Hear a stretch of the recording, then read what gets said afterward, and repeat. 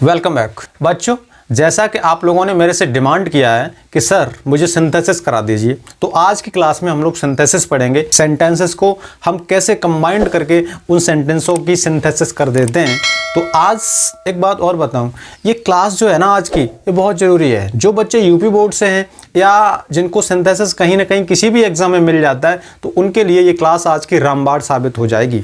तो आज हम सिंथेसिस को शुरुआत करेंगे। अच्छा, सिंथेसिस को सीखने के लिए इससे पहले हमें कुछ और बेसिक डिटेल्स जाननी है, तो वो बेसिक डिटेल आज हम पहले सीखेंगे, फिर सिंथेसिस को लाएंगे और आज से सिंथेसिस आपको पार्ट बाय पार्ट करके मिलता रहेगा। सिंथेसिस को सीखने से पहले हमें सबसे पहले ये सीखना पड़ेगा कि क्लाउज क्या होता है। जब क्लाउज को सीख लेंगे तो उसके बाद हम सीख पाएंगे कि सिंथेसिस क्या होता है। अब देखो, बहुत से बच्चे कहते हैं कि सर ये बहुत हार्ड टॉपिक है। नहीं, हार्ड टॉपिक नहीं है। आपने आज तक सही से इसे पढ़ा नहीं है। अगर आप सही से पढ़ेंगे तो ये टॉपिक बहुत आसान है। अब इसे सीखेंगे तो क्रम बाय क्रम सीखेंगे। अब क्लाउज को सीखेंगे, और क्लाउज से पहले भी मैं आपको बता दूं, मैंने इससे पहले एक जीरेंड का क्लास दिया हुआ है, एक पार्टिसिपल का क्लास दिया हुआ है, जिसका लिंक डिस्क्रिप्शन में मैं दे दिया हूं। उन वीडियो को आप देखना, तब आप ये क्लाउज पढ़ना। और क्लाउज अच्छे से करने के बाद फिर आप सिंथेसिस को करना, तो आपको ये समझ आ जाएगा। देखो, क्लाउज को सीखने के लिए एक मैं उदाहरण देता हूं। जैसे मान के चलो, यहाँ मैंने यहाँ लिखा ही ईट्स। अब बताओ, अगर हम आपसे पूछें कि क्या यह सेंटेंस है, तो आपका उत्तर क्या होगा? बोलिए, आपसे ही बात कर रहा हूं, बताइए क्या सेंटेंस है? नहीं है। क्यों? क्योंकि सेंटेंस होने के लिए, यानी कोई भी सेंटेंस जब होगा तो वह होने के लिए उसमें कुछ शर्तें होती हैं। जैसे एक तो उसमें सब्जेक्ट होना चाहिए, और दूसरा उसमें जो होना चाहिए वो प्रेडिकेट होना चाहिए। प्रेडिकेट में क्या क्या हो सकता है? प्रेडिकेट में आपका एक तो वर्ब होगा, दूसरा आपका ऑब्जेक्ट होगा, और तीसरा आपका कॉम्प्लीमेंट होगा। अगर इतनी कंडीशन किसी सेंटेंस में है, तब आप उसे कह सकते हो कि ये सेंटेंस है, सेंटेंस की श्रेणी में आ सकता है। और अगर इनमें से कुछ पार्ट गायब है, तो वो सेंटेंस की श्रेणी में कभी नहीं आ सकता है। अब जैसे यहाँ हम कहेंगे कि ही ईट्स, तो यहाँ देखो, यहाँ आपका सब्जेक्ट तो दिख रहा है, वर्ब भी दिख रहा है, लेकिन ऑब्जेक्ट नहीं है। जब ये ऑब्जेक्ट नहीं है तो ये सेंटेंस नहीं है। तो इसका मतलब हुआ, जिस सेंटेंस में ऑब्जेक्ट नहीं होता है, केवल सब्जेक्ट होता है और वर्ब होता है, तो वह सेंटेंस की श्रेणी में नहीं आता है, वह आपका क्लाउज की श्रेणी में आता है। अब क्लाउज की श्रेणी में जब आता है, तो आप क्लाउज को लिखना चाहो तो आप एक डेफिनेशन लिख लो, हेडिंग डालो clause. Clause is a part of longer sentence in which there will be one subject and one verb। यानी जो क्लाउज होता है, तो क्लाउज एक लॉन्गर सेंटेंस का एक पार्ट होता है, एक हिस्सा होता है। उसमें आपका एक सब्जेक्ट होगा और एक वर्ब होगा। तो ऐसे सेंटेंस को हम क्लाउज मानते हैं, सेंटेंस नहीं मानते हैं। अब प्रश्न आता है कि सर क्लाउज के बेस पे सेंटेंस कितने हो सकते हैं? तो आप अगली हेडिंग न डाल के एक पॉइंट लिख लो, there are 4 type of sentences on the basis of. यानी सेंटेंस जो होता है क्लाउज के बेस पे आप 4 प्रकार का देख सकते हो। अब वो 4 प्रकार देखने से पहले कुछ मैं आपको ट्रिक्स और टिप्स देता हूं, उसको सीखो। अगर वो सीख लोगे ना, तो जब वो प्रकार हम आगे देखेंगे तो आपको अच्छे से समझ में आ जाए। जैसे मैंने यहां लिखा, I went there and met her when she was eating। अब हमने आपको एक सेंटेंस दे दिया कि I went there and met her when she was eating. अब आपसे अगर कोई यह प्रश्न कर दे, ये बताओ इसमें आपका प्रिंसिपल क्लाउज कौन सा है? यानी मुख्य वाक्य कौन सा है, उसके बाद कोऑर्डिनेट क्लॉज कौन सा है या सबऑर्डिनेट क्लॉज कौन सा है। तो जब इस टाइप का आपसे कोई प्रश्न करे तो कैसे पकड़ोगे। अगर आपसे ये प्रश्न आपसे पूछ रहा हूं कि अगर आपसे कहो ये कोई पूछ ले कि ये बताओ इसमें मुख्य बात क्या है, मेन सब्जेक्ट मेन सेंटेंस क्या है, तो देखो आई वेंट देयर यानी मैं वहां गया, एंड मेट हर और उससे मिला, व्हेन शी वाज ईटिंग जब वह खाना खा रही थी। अब एक बात बताओ, आप उससे कब मिले, जब वहां गए, या आप जब वो खाना खा रही थी तभी आप मिले। तो आप मिले कब उससे, जब आप वहां गए। अगर आप जाते ही नहीं तो क्या उससे मिल सकते थे, नहीं मिल सकते थे। तो इसका मतलब हो गया यह सेंटेंस आपका हो गया प्रिंसिपल क्लॉज। क्या हो गया, प्रिंसिपल क्लॉज। आगे देखो, आगे जो सेंटेंस जुड़ा हुआ है वो एंड से जुड़ा हुआ है। क्या जुड़ा हुआ है, एंड। अब एंड कोई पकड़ो, एंड क्या है, कंजंक्शन।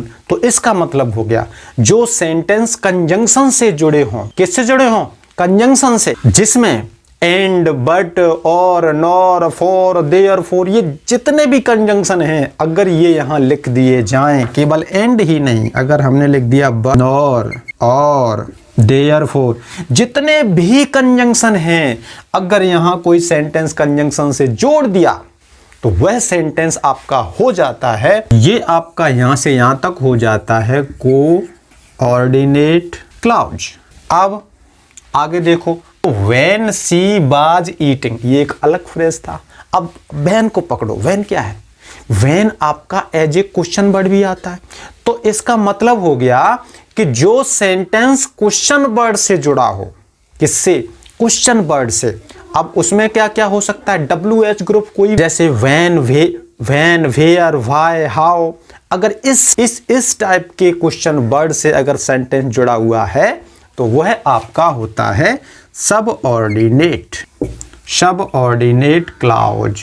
यहां देखो ये व्हेन था, इसकी जगह वेयर भी मिल सकता है, व्हाट भी मिल सकता है, वाई भी मिल सकता है, हाउ भी मिल सकता है। अगर इनमें से किसी से भी जुड़ा हुआ मिले तो वह सेंटेंस आपका होता है सबऑर्डिनेट क्लॉज। तो यहां से हम क्या सीखे कि दुनिया का हर सेंटेंस आपका प्रिंसिपल क्लॉज होता है। पहली बात ये सीख लो। अच्छा एक बात और बताऊं, जैसे मैं यहां लिख दूं कि ही ईट्स ए मैंगो, अब बताओ ये सेंटेंस हमारा है कि नहीं है। ठीक है, देखो दिखा देता हूँ।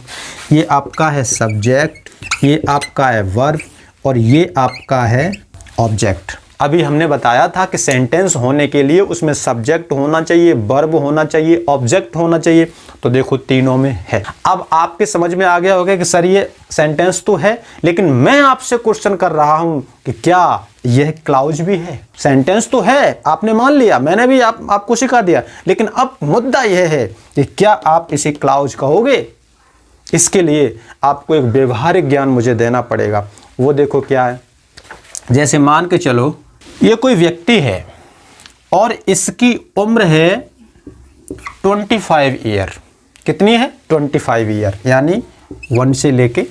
अब अगर इससे कोई व्यक्ति ये कहे कि क्या आपकी एज 26 है, तो ये कहेगा नहीं।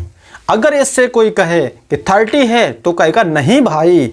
अगर इससे कोई कहे कि 20 है तो ये कहेगा हाँ, इससे तो मैं ज़्यादा हूँ। इसका मतलब क्या हुआ, यहाँ से, यानी जब यहाँ से ये गया तो 1 से लेके बीच में जो भी ईयर्स थी उनसे तो गुजर के ही गया है, तब 25 पे पहुँचा है। तो यही इसको आपको पकड़ना है। देखो यहाँ तक तो ये क्लॉज ही था, उसके बाद ऑब्जेक्ट जुड़ा है ना। तो क्या सीखे यहाँ से कि हर सेंटेंस क्लॉज हो सकता है, लेकिन हर क्लॉज सेंटेंस नहीं हो सकता है। गौर से सुनो, आज से पहले आपने इस टाइप का क्लास नहीं किया होगा। और हाँ, कुछ बच्चे कमेंट करते तो हैं लेकिन वो डिलीट कर देते हैं। क्यों करते हो डिलीट, जज्बा होना चाहिए अगर कमेंट करते हो तो। अब यहां से हम लोग क्या सीखे कि हर सेंटेंस, दुनिया का हर सेंटेंस क्लॉज हो सकता है, लेकिन क्लॉज सेंटेंस नहीं हो सकता। इतनी बात समझ में आ गई। अब लौट के आओ इस बात पे I went there and met her when she was eating. तो इसमें आपकी 3 क्लाउज थी, एक प्रिंसिपल क्लाउज थी, दूसरी कोऑर्डिनेट क्लाउज थी, तीसरी आपकी सबऑर्डिनेट क्लाउज थी। तो प्रिंसिपल क्लाउज को कैसे याद रखोगे? यानी कोई भी सेंटेंस जिसमें सब्जेक्ट हो, वर्ब हो, ऑब्जेक्ट हो, तो वह सेंटेंस के साथ साथ प्रिंसिपल क्लाउज भी होती है। रट लो इस बात को। भाई जो बच्चे इस वीडियो को देख रहे हैं, इसका एक अच्छा सा नोट्स तैयार करो। अगर आप लिखोगे, अगर आप अभी तक नहीं लिख रहे हो तो वीडियो को रोक दो, इस टाइम पॉज करो, कॉपी उठा लो, कलम उठा लो और उसके बाद पहले लिखो, फिर वीडियो को चलाओ, तब समझ में आएगा। तो अब प्रिंसिपल क्लाउज आज के बाद आप भूलना नहीं चाहिए। यानी दुनिया का हर सेंटेंस होने के साथ साथ खुद में वो एक प्रिंसिपल क्लाउज भी होता है। इतना क्लियर हो गया। अब बात आती है कि कोऑर्डिनेट क्लाउज। तो कोऑर्डिनेट और कंजंक्शन, तो यहां कॉमन क्या है? को का सी और कंजंक्शन का भी सी। तो इसका मतलब हो गया जो सेंटेंस कंजंक्शन से जुड़ा होगा, and, but, nor, for, there, for, इस टाइप के कंजंक्शन से अगर कोई सेंटेंस जुड़ा है, कोऑर्डिनेट क्लाउज। अब लास्ट क्लाउज आपका बचता है सबऑर्डिनेट क्लाउज। तो सबऑर्डिनेट को रटने के लिए रट लो कि जो क्लाउज, जो सेंटेंस क्वेश्चन वर्ड से जुड़ा हुआ मिले तो वह आपका सबऑर्डिनेट क्लाउज होता है। इतना क्लियर हो गया ना?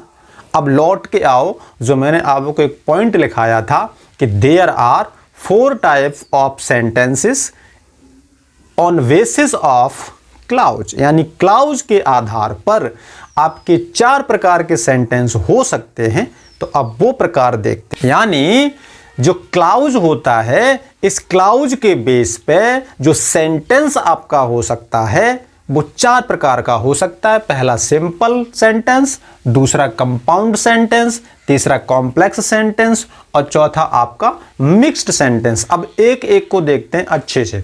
तो अब पहली हेडिंग आप लोग डालिए सिंपल सेंटेंस।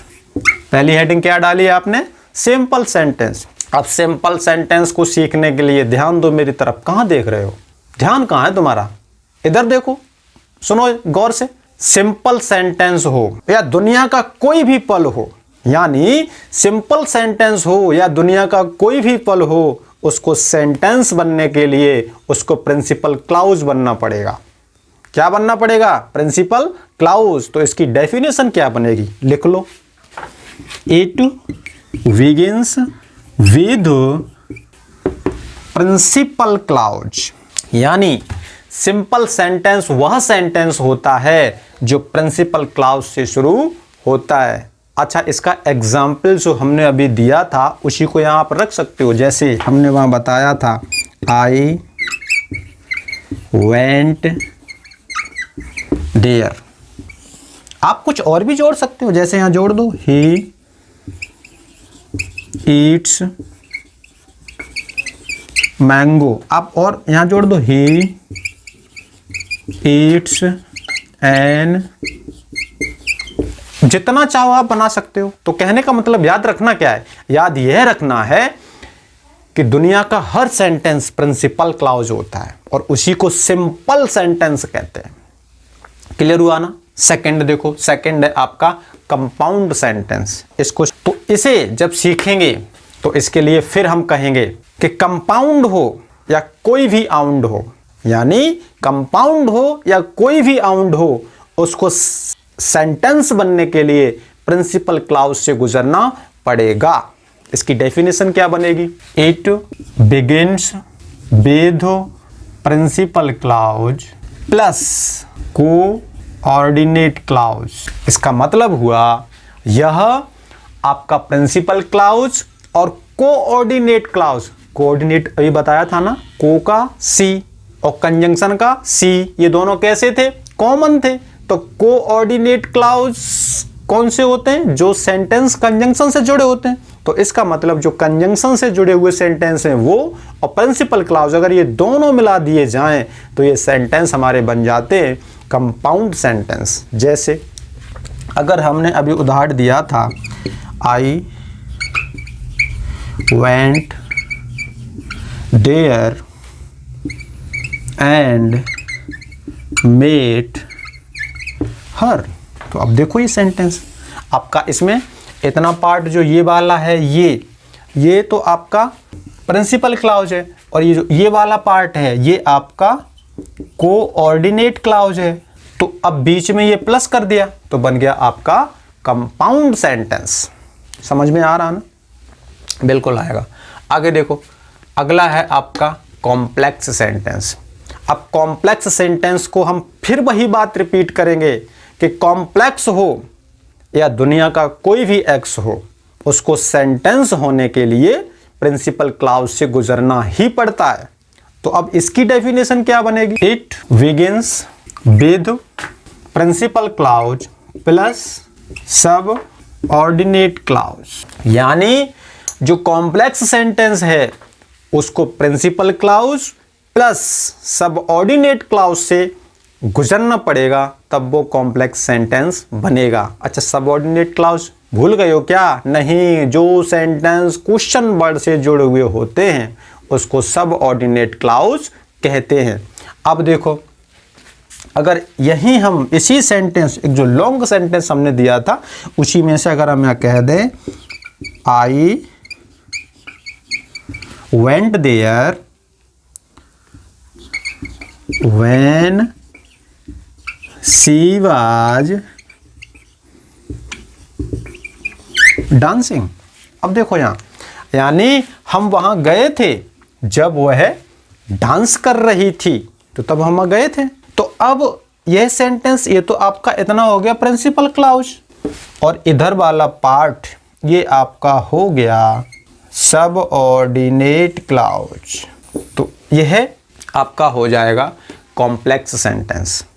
अब मिक्स्ड सेंटेंस, जैसा मिक्स्ड वर्ड अपने आप में ही आपको बता रहा होगा कि मिक्स यानी जिसमें आपका प्रिंसिपल क्लाउज भी हो, जिसमें आपका कोऑर्डिनेट क्लाउज भी हो और जिसमें आपका सब ऑर्डिनेट क्लाउज भी हो, ऐसे सेंटेंस को हम लोग कहते हैं मिक्स्ड सेंटेंस।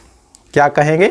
Mixed sentence. अच्छा, अब यहाँ आप वही देखो, आप इसकी डेफिनेशन लिख सकते हो यहाँ, इट बिगिंस